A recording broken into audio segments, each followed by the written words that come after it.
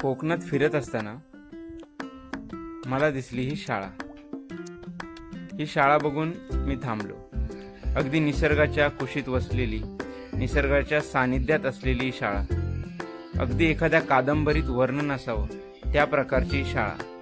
सुंदर, स्वच्छ आणि निसर्गरम्य वातावरण. या शाळेला स्वतःचा असा इतिहास आहे बरं का.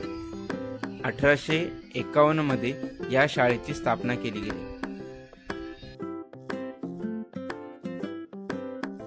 च्या 5 तारखेला 175 वर्ष पूर्ण झाली शाळेला. आयुष्य ब्रिटिशकालीनच्या आधीची शाळा आहे. हे अजून पण इथून जे विद्यार्थी शिकून गेलेले आहेत ते 95 वर्षाचे अजून आमच्या मालवण गावामध्ये आहेत का अजून? सण साजरे होतात इथे. दहीहंडी म्हणा, शाळेमध्ये सगळे जेवढे सण असतात, रंगपंचमी येणार, लहान मुलं रंगपंचमी म्हणजे आठवण जी पहिली जे पूर्वज होते त्या लोकांनी जी त्यांनी जी प्रथा चालू केलेली आहे ती त्या शाळेमध्ये करतो ते अजून पण चांगले. आपली परंपरा जोपासली पाहिजे. बरोबर.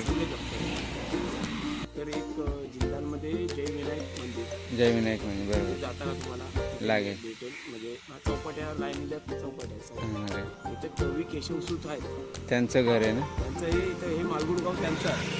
त्यांचा इकडे जन्म झाला, त्यांचं ते घर आहे असं. या दादांशी गप्पा मारून मी निघालो माझ्या पुढच्या प्रवासाला. आणि खरं सांगू, यांच्याशी गप्पा मारत असताना, बोलत असताना मला एकदाही असं वाटलं नाही की आम्ही पहिल्यांदा भेटतोय. आणि हीच या प्रवासाची वैशिष्ट्य असतात. जर तुम्ही